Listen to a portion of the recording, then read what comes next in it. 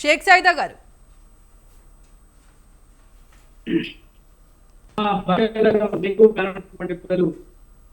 Political analyst Prasad గారు, అలాగే పశుపతి గారు, బీజేపీ నాయకులు వెంకటేశ్వర రెడ్డి గారు కూడా నమస్కారం. ఈరోజు 5 రాష్ట్రాల ఎన్నికలకు సంబంధించి మరి కొద్దిసేపట్లో రిజల్ట్ రాబోతా ఉన్నాయి. దీనికి సంబంధించి 5 రాష్ట్రాల్లో కూడా మరి పెద్ద ఎత్తున అన్ని పార్టీల రాజకీయాలు ఆసక్తితో ఎదురు చూస్తూ ఉన్నారు. అలాగే దేశం మొత్తం కూడా ఈరోజు ఈ 5 రాష్ట్రాల ఎన్నికల్లో ఫలితాలు ఏ విధంగా రాబోతున్నాయో దాని మీద ఆసక్తిగా ఉన్నటువంటి పరిస్థితులు మనం చూస్తా ఉన్నాం. ఈ రోజు ప్రధానంగా మనం చూసినట్లయితే వెస్ట్ బెంగాల్లో నరేంద్ర మోడీ గారు పెట్టుకొని పెద్ద స్థాయిలో విస్తృత స్థాయిలో ప్రచారం నిర్వహించాడో మనం చూసాం. అలాగే అమిత్ షా గారు కూడా ఒక దేశానికి హోంశాఖ మంత్రిగా ఉండి 15 రోజుల పాటు అక్కడే వార్ రూమ్ ఏర్పాటు చేసుకొని అన్ని వ్యవస్థల్ని తన గుప్పెట్లో పెట్టుకొని ఎన్నికలు నిర్వహించాడు చూసి మరీ చెప్పే ఇతర రాష్ట్రాల అబ్జర్వేషన్లు అంటే సాంప్రదాయబద్ధంగా ఇతర రాష్ట్రాలటువంటి అధికారులని తప్పలేదు. అది ఎన్కౌంటర్ స్పెషలిస్టులు దించి అక్కడ చూసాం 100 మందిని ఎన్కౌంటర్ చేసినటువంటి ఒక పెద్ద అవినీతి పరుడు అధికారి శర్మాని తీసుకొచ్చి అక్కడ పెట్టి ఏదైతే ప్రతిపక్ష పార్టీ అభ్యర్థుల్ని ఇళ్ళకెళ్ళి బెదిరించాడో మనం చూసాం. ఇవన్నీ కూడా లైవ్ లో చూసాం. ఏ విధంగా సామధాన దండోపాయాలతో అక్రమాలతో పశ్చిమ బెంగాల్లో బాగా ఒక కుటిలతో బీజేపీ పెద్దతున్న ఆ రాష్ట్రంలో మోహరింది. ఇది చూసాం. ఈరోజు పాట అసలు నియోజకవర్గంలో 285 స్థానాలు కూడా రీప్లేస్ పిలిచారు. ఇది మనం చూసిన ఎక్కడైనా అక్రమాలు జరిగితే 1-2 రాష్ట్రాలు 1-2 లేకపోతే 4-5 పోలింగ్ బూతుల్లో రిగ్గింగ్ జరిగిందనో ఇంకోటి జరిగిందనో ఆరోపణలు వస్తే ఆ యొక్క పోలింగ్ ఆఫీసర్ యొక్క డైరీ ప్రకారంగా రిపోర్ట్ ఇస్తారు. కానీ ఒక నియోజకవర్గమే 285 స్థానాల్లో వండర్. ఒక రకంగా చెప్పాలంటే ఎలక్షన్ కమిషన్ ఏ విధంగా వస్తుందో దీన్ని బట్టి మనకు అవుతా ఉంది. ఎలక్షన్ కమిషన్ ఉందనేది చాలా స్పష్టంగా అర్థం అవుతా ఉంది. ఇంకా దీన్ని బట్టి ఫలితాలు ఎలా ఉన్నాయో ఏమైతే కూడా ఈరోజు సోదరుడు వెస్ట్ బెంగాల్ సంబంధించి మనం చూసినట్లయితే 294 స్థానాల్లో మరి 293 స్థానాలు రిజల్ట్ రాబోతా ఉన్నాయి. మ్యాజిక్ ఫిగర్ 148 స్థానాలు. మరి ఇక్కడ దాదాపు మనం చూసినట్లయితే 92.47% మరి ఓట్లు నమోదైనటువంటి పరిస్థితి.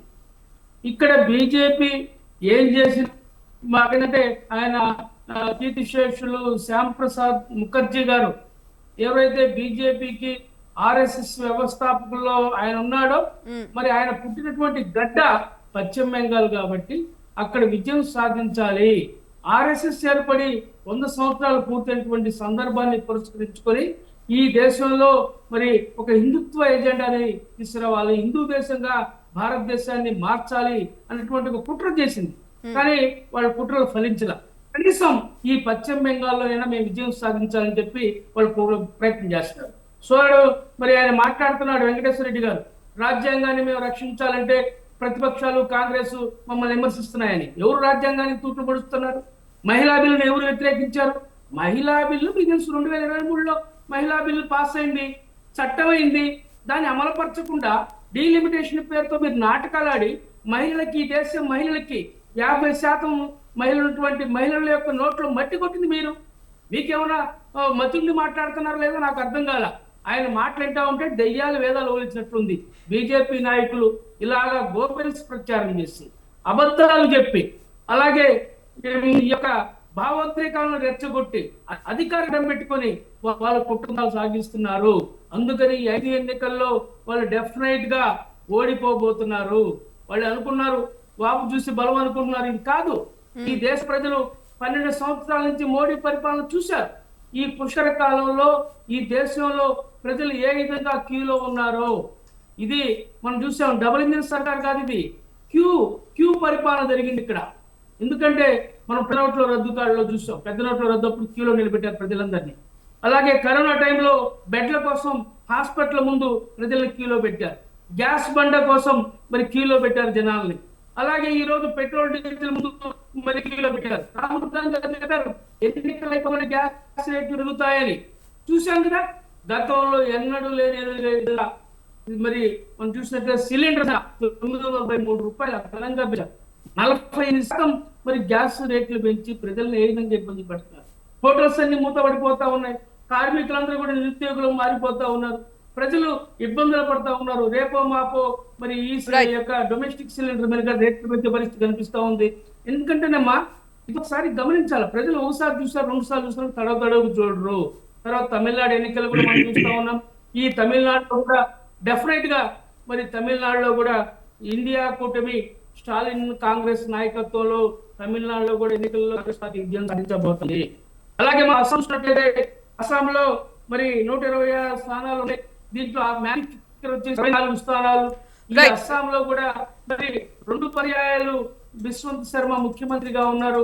ఇక్కడ కాంగ్రెస్ అధికారంలో రాబోతుంది. అలాగే పుదుచ్చేరి చూసినట్లయితే 30 స్థానాలు ఉన్నాయి. Magic figure 16.